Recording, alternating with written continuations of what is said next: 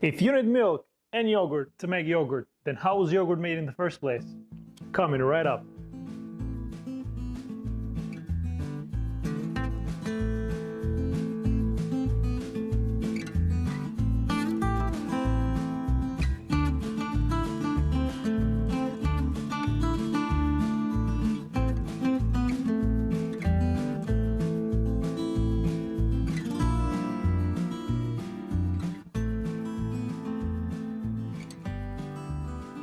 Hey guys, welcome, and today I want to show you how to make yogurt at home with only two simple products. But before I move on, let's answer that first question. How is yogurt made? Now, where does the word yogurt come from? Well, according to one of my favorite books about food science by Harold McGee called On Food and On Cooking, you should check it out, it's great.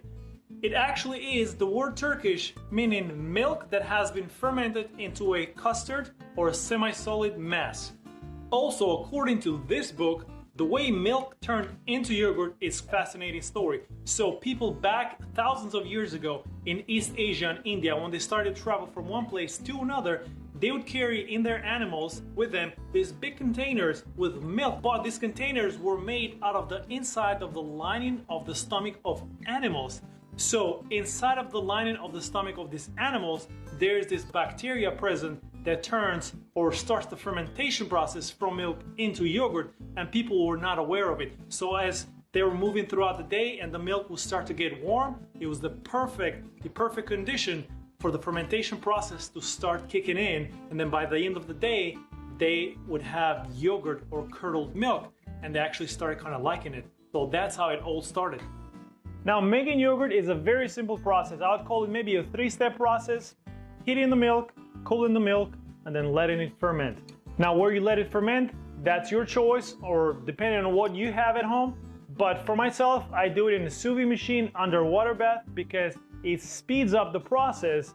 It actually makes it between 4 to 6 hours instead of letting it for 12 hours. The longer you let your yogurt sit or ferment, the tangier it will become. So depending on how tangy you like your yogurt, it will depend on how long you're gonna let it sit. So in order to make the yogurt, we need a yogurt culture. Now it depends on what you like, but like I don't like any flavored yogurt. I actually like to put flavors into the yogurt after the fact. So if you go ahead and get a vanilla flavored yogurt, then you're gonna get vanilla flavored yogurt. So depending on what you like I said, it's up to you. But I like a whole milk plain yogurt, no non-fat, none of that stuff. So I try to get as full of a fat of a yogurt as I can. For 1 gallon of milk, maybe about 3 tablespoons of this yogurt will work just fine to make that 1 gallon of milk. So in order to make the yogurt, we gotta keep in mind two important temperatures, 180 and 110. Now, a lot of people do it at 110 and they don't bring it up all the way to 120. Depends on what milk you have and how thick you want your yogurt. If you bring up your milk up to 180 degrees or even boil it for a little bit, what that does is that makes a firmer yogurt. If you just bring it up all the way to 110, then what that's gonna end up is gonna make you a looser yogurt. I don't personally like a loosey yogurt, so I bring it up to 180 and then let it cool down for about an hour or two, and then I add the culture, mix it up, whisk it, and then I pour it into these beautiful jars, and then dunk them right in under the water in the sous vide machine, and then leave them in there for about 6 hours at 110 degrees. So without further ado, let's jump right into it. Okay, so for this recipe, I'm going to make 2 full gallons of milk into yogurt because like I said, we consume a lot of yogurt here and I make enough for 1 week. So the next step is to pour the milk into this pot and start heating it up to 180. And we're gonna leave it there for about 10 minutes or so at that temperature and then turn the heat off and let it cool down until it goes down to 110. And then I'll show you the next step.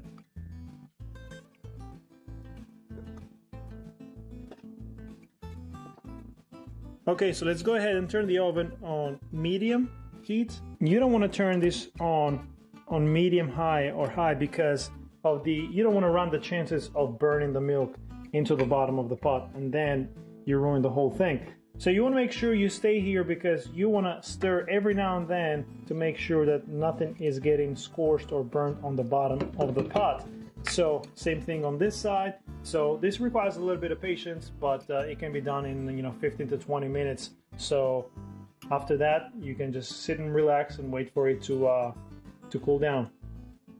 So the closer it gets to the temperature, the more you want to stay close to the milk, because that's when it can start burning really, really quick. So you want to pay attention at this stage. It's very, very important. So we're right around the desired temperature. So I'm going to let this sit over here for about 5 more minutes or so. Like I said, the longer you let it sit around this temperature, the firmer the yogurt. So if you just pull it out right when it reaches 180, then it's going to be firm